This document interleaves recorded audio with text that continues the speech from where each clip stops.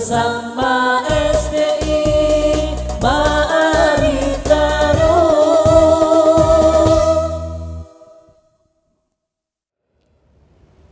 Assalamualaikum warahmatullahi wabarakatuh.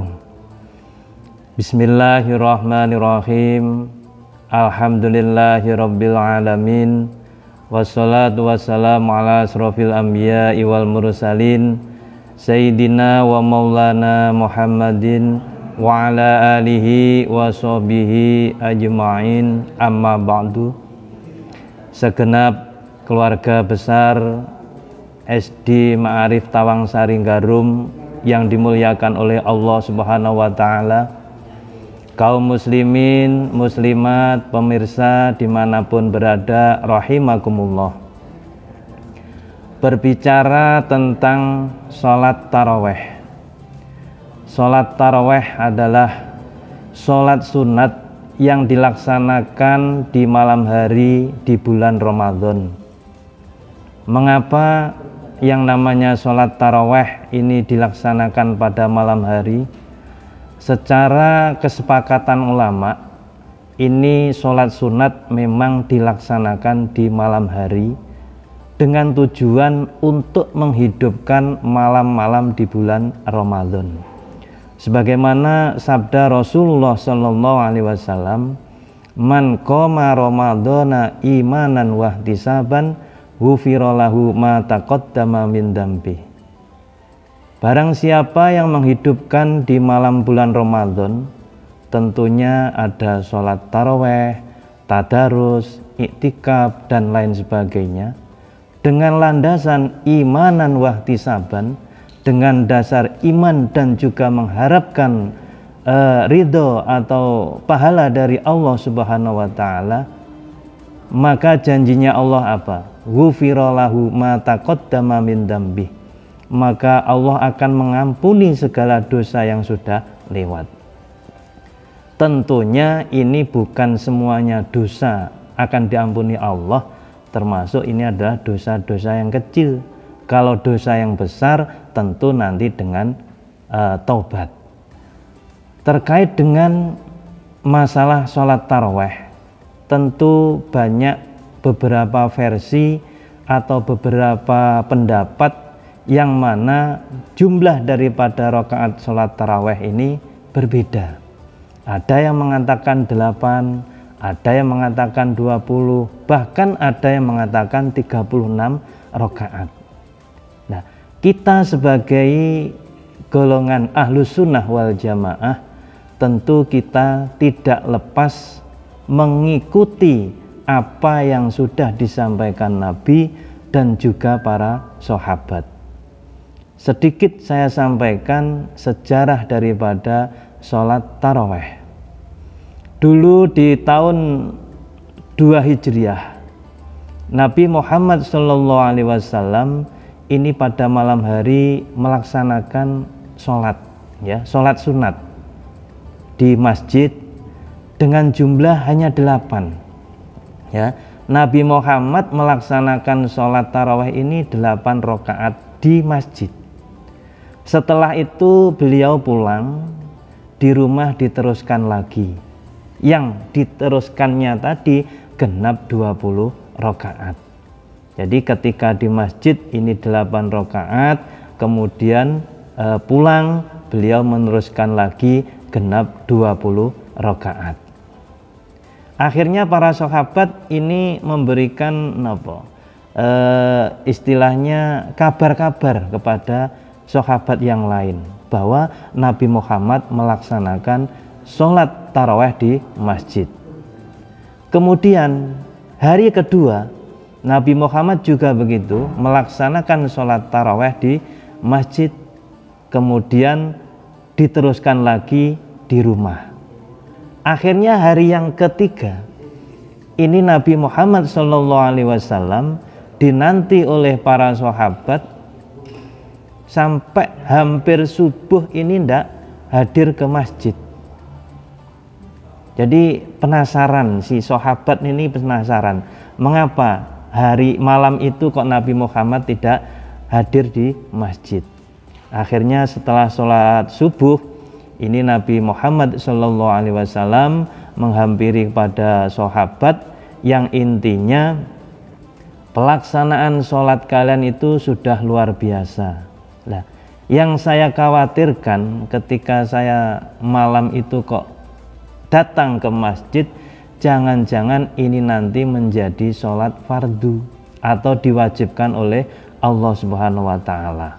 Tentunya saya mengkhawatirkan kepada kalian semua, jika malam itu nanti yang namanya sholat wajib, sholat taraweh diwajibkan oleh Allah, tentu nanti umatku yang akan merasa keberatan. Itu mungkin sekilas sejarah daripada sholat taraweh. Kemudian pada masa Khalifah Umar bin Khattab, karena awal-awal itu belum dilaksanakan dengan cara jamaah, akhirnya Khalifah Umar bin Khattab ini punya inisiatif, punya gagasan bagaimana sholat tarawih itu dilaksanakan dengan berjamaah. Akhirnya ditunjuklah sahabat yang namanya Ubay bin Ka'ab ini memimpin atau ngimami yang namanya sholat tarawih. Mulai itulah sholat tarawih dilaksanakan dengan berjamaah. Bahkan sampai Umar bin Khattab menyatakan inilah bid'ah yang terbaik, termasuk sholat tarawih dengan cara berjamaah. Jadi awal memang nggak berjamaah, tapi mulai periodenya Khalifah Umar bin Khattab ini dilaksanakan dengan cara berjamaah, dan sampai sekarang ini dilaksanakan dengan berjamaah. Jika dilaksanakan tidak berjamaah, ya nggak apa-apa. Pemirsa yang budiman, itu sekilas sejarah daripada sholat taraweh.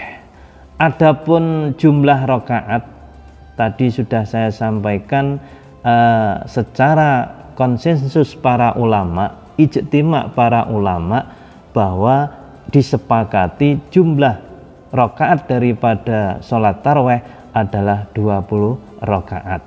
Sekaligus nanti ditambah 3 rakaat menjadi sholat witir. Nah, mengapa awal yang memberikan istilahnya undang-undang ataupun terkait dengan jumlah ini adalah masa Umar bin Khattab. Jadi kita punya sanad, kita punya pegangan, kita juga mengikut langkah Nabi, juga mengikut sunnah Khulafaur Rasyidin. Bahkan Nabi Muhammad SAW sudah bersabda, "Alaikum bisunnati wa sunnati khulafair rasyidin." Ikutilah jejak langkahku dan juga ikutilah jejak langkah para sahabat termasuk Khulafaur Rasyidin. Jadi dengan jumlah 20 rakaat kita berpacu atau mengikut daripada satu sunnah Nabi, juga mengikuti sunnahnya para sahabat. Karena kita sudah mengikrarkan diri sebagai ahlu sunnah wal jamaah, tidak lain kita ngikut Nabi, juga ngikut para sahabat. Mungkin itu yang bisa saya sampaikan terkait dengan jumlah rakaat sholat taraweh. Jadi sekali lagi, kita sebagai warga atau golongan ahlu sunnah wal jamaah, kita mengikuti yang jumlahnya 20 rakaat ditambah 3 sholat witir. Dan ini jelas sanadnya kita ngikuti jejak langkah Nabi Muhammad, juga jejak langkah daripada sahabat, termasuk yang pertama adalah Umar bin Khattab. Mungkin itu yang bisa saya sampaikan. Sekali lagi, mari diantara kita ketika ada perbedaan jumlah rakaat itu enggak penting bagi kita, tapi yang terpenting mari kita ikuti mana yang terbaik dan itulah yang kita yakini. Itu sementara dari saya, ada kurang lebihnya mohon maaf. Wallahu muwaffiq ila aqwamit thoriq. Wassalamualaikum warahmatullahi wabarakatuh. Berlomba mendapatkan rahmatnya, semua bahagia bersuka cita, Ramadan ceria bersama